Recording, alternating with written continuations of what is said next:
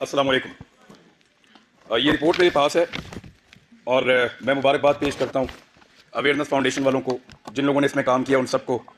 मैंने रिपोर्ट को अभी पढ़ा है और मैंने थोड़े दिन पहले भी इसको देखा था। मुझे इसकी एक कॉपी, मुझे ये सहूलत मैसर आई कि पहले मिल गई थी। मैंने इसको पहले भी पढ़ा था और ज़बरदस्त काम हुआ अल्हम्दुलिल्लाह, और ये काम जारी रहना चाहिए। मैं एक चीज़ की उम्मीद करता हूँ और दुआ भी करते हैं भट्ट साहब कि अगले साल ये जो लिस्ट है सहाफ़ियों वाली, ये छोटी होगी और हम यहाँ पे ज़्यादा लोग बैठे होंगे। लोग इसमें कम हो गए और हॉल में ज़्यादा होंगे। मैं इस बात की उम्मीद करता हूँ। मैं क्योंकि तनकीद करता हूँ बहुत खुलकर, और मुझे आदत है बहुत खुलकर बात करने की, तो मैं उन सबको वेलकम करता हूँ जो भी तनकीद करना चाहता है। बहुत अच्छी बात है, डिस्कस कीजिए हमारे कंडक्ट को और हमें भी करने दीजिए फिर। लेकिन किसी को यह हक नहीं पहुंचता कि वो मारे, वो डराए, वो जबर करे। यहां सब लोग ये बात कर रहे थे कि इकट्ठा होना पड़ेगा, यूनिटी होनी चाहिए। तो मुझे वो सिंपली एक दो लाइनें याद आ गई कि जबर का मौसम कब बदलेगा, जबर का मौसम कब बदलेगा, हम बदलेंगे तब बदलेगा, और बदलेगा, जरूर बदलेगा। मैं कुछ चीजें बड़ी आप क्लियर कर देना चाहता हूं अगले 2-4 मिनट के अंदर, कोई गलतफहमी रहे ना, खुलकर बात कर लेते हैं। हमारे ऊपर पर्चे देने की औकात पॉलिटिशियंस की नहीं है। ये क्या बेचते हैं, पर्चा देंगे हम पे, कमजोर लोग, बुजदिल। ये इमरान खान पर्चा करवाएगा, नवाज शरीफ करवाएगा, आसिफ जरदारी पर्चा करवाएगा हम पे। ये औकात है पर्चा देने की इनकी? भट्ट साहब नहीं करवा सकते ये। इनकी क्या जरूरत है कि हमारे ऊपर पर्चा करवाएं? पर्चा मेरे पे हो या मीर शकील पे हो, अरशद शरीफ पे हो या साबिर शाकिर पे हो, समी भाई पे हो या भट्ट साहब आपके ऊपर हो या जमीर भाई आपके ऊपर हो, ये नहीं करवा सकते पर्चा। ये जो पर्चा हमारे ऊपर होता है ना, बगावत का, गद्दारी का, इसके कॉपीराइट ही नहीं है पॉलिटिशियंस के पास। हर चीज के कॉपीराइट्स होते हैं ना। ये जो रियासत से बगावत का और गद्दारी का मुकदमा है, इसके कॉपीराइट इन सियासतदानों के पास नहीं है, वो इनके अब्बा जी के पास हैं, पाकिस्तान की एस्टेब्लिशमेंट के पास हैं कॉपीराइट्स। गद्दारी का पर्चा, बगावत का पर्चा, वो हम पे करवाएंगे। दुनिया के किसी मुल्क में ये पर्चे नहीं हो रहे, क्योंकि सब मुल्कों को इस बात का यकीन है कि उस मुल्क में रहने वाले शहरी उस मुल्क के वफादार हैं। सिर्फ पाकिस्तान के अंदर एस्टेब्लिशमेंट को इस बात का शक अभी बाकी है कि यहां पे गद्दार भी हैं और बागी भी हैं। क्यों शक करते हो? क्या मसला है आपका? ये कहना चाहिए, वो नहीं कहना चाहिए, सवाल ही तो पूछते हैं। हम करते क्या है? यानी अजीबो गरीब किस्म के स्टैंडर्ड्स पाकिस्तान में बनाए हुए हैं। मैं कुछ चीजें आपके सामने रख देता हूं, पाकिस्तान की एस्टेब्लिशमेंट से खुली खुली मैं सामने बात कर देता हूं।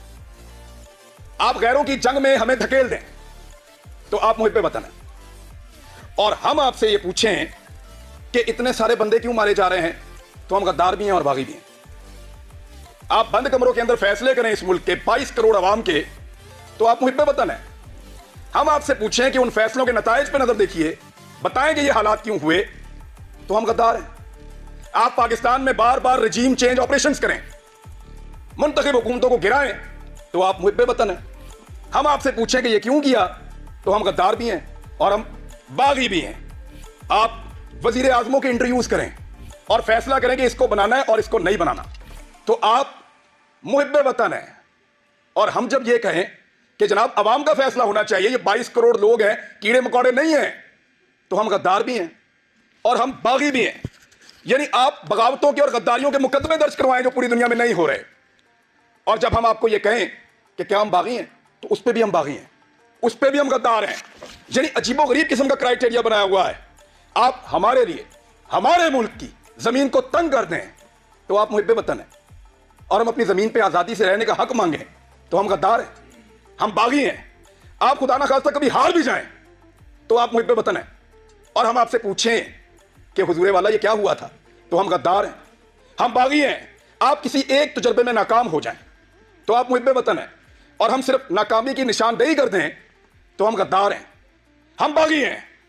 हम हंसे तो गद्दार हैं, रोएं तो गद्दार हैं, बोलें तो गद्दार हैं, चुप रहें तो गद्दार हैं, बात करें तो गद्दार हैं, ना करें तो गद्दार हैं, हम सवाल करें तो गद्दार हैं, जवाब मांगे तो गद्दार हैं, जवाब ना देने पर रिएक्ट करें फिर गद्दार हैं। क्योंकि हम पैदा हुए हैं हुजूर गद्दारी के लिए। हमारे गलों में ना तख्तियां डालो और हमें चक्कर लगवाओ पाकिस्तान के गद्दार लिखकर, हमारे माथों पे लिखो गद्दार, इधर यहां लिखो, या गोली मार दो, हमारे लिए वो ज्यादा आसान होगा। तकलीफ होती है। अरशद शरीफ ने किसके लिए आवाज नहीं उठाई थी? आप सारे गवाह हैं। जिसको मार पड़ी वो उसका शदीद तरीन मुखालिफ होने के बावजूद कहता रहा कि गलत मारा। तो तकलीफ होती है ना। भट्ट साहब नाकामी थी हमारी, उसका हम पे एतबार खत्म हो गया। भट्ट साहब, उसको पता चल गया अब उसका बोझ नहीं उठा सकते, वो इसलिए मुल्क छोड़ के गया था। उन्हें पता लग गया ताड़े तो गल उत्ते होना, हम पे उसका एतबार खत्म हो गया था। तकलीफ होती है।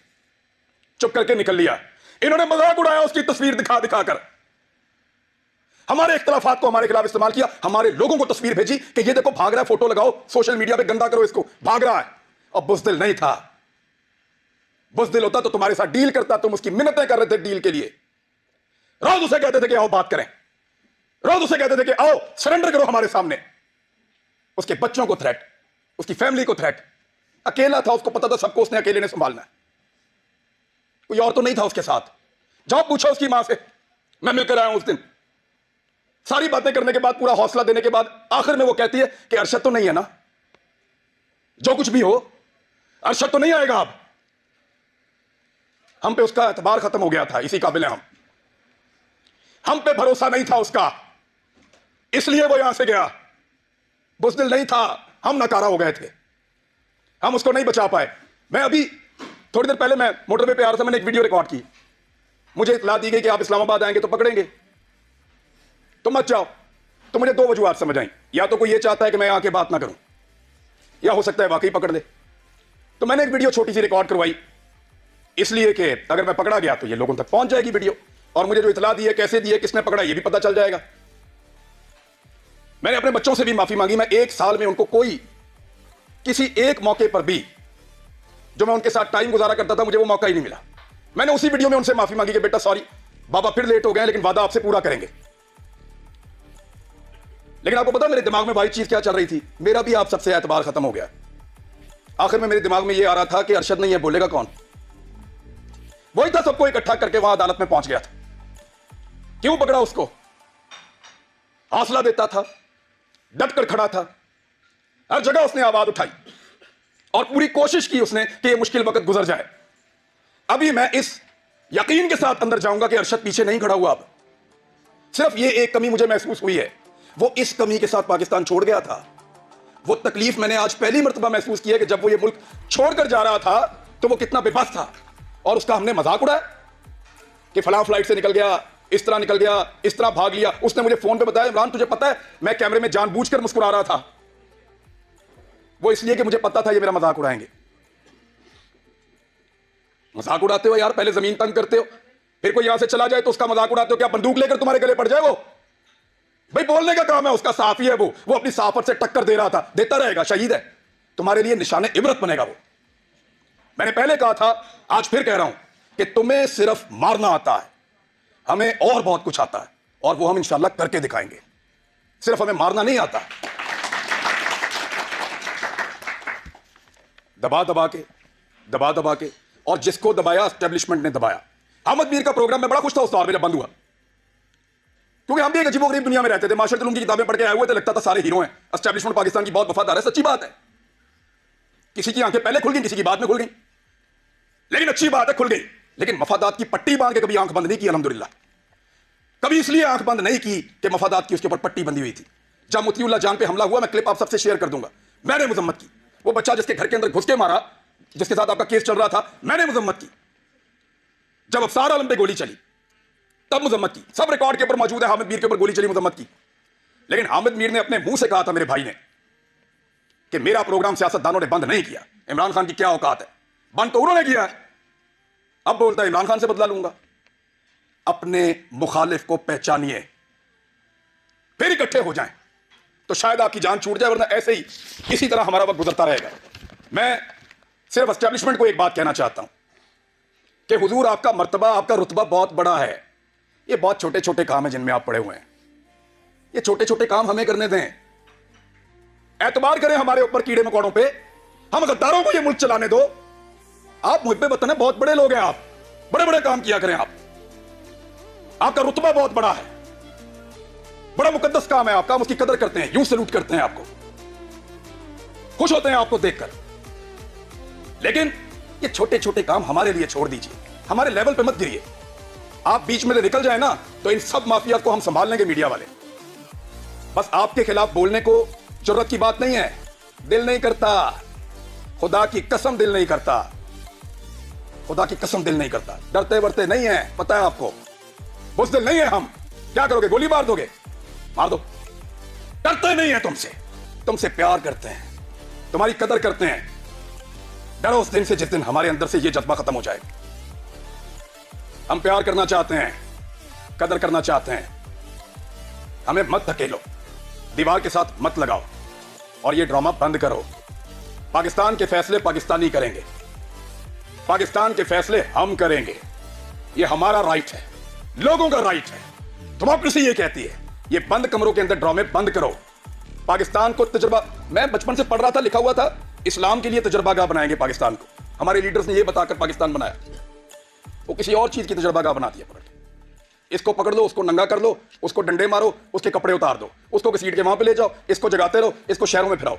अजीब ड्रामेबाजी है यार। ये मुल्क क्या बना दिया आपने इसको? आपके अपने घरों में बच्चे नहीं है? यानी हमें डिवाइड करके हम पे रूल कर रहा है। पहले गोरा कर रहा था, अब एस्टेब्लिशमेंट कर रही है।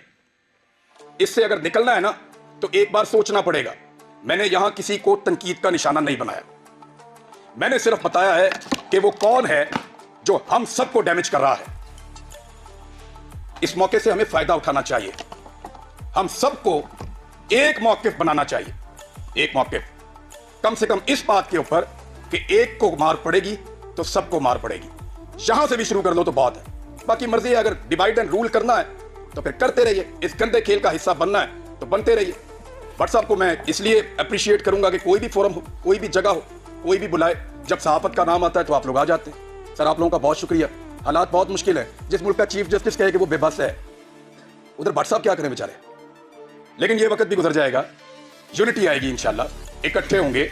और हम नहीं चाहते कि हम अपनी एस्टेब्लिशमेंट का मुकाबला करें। ये बात आ जाओ, अब तक के लिए इतनी, थैंक यू।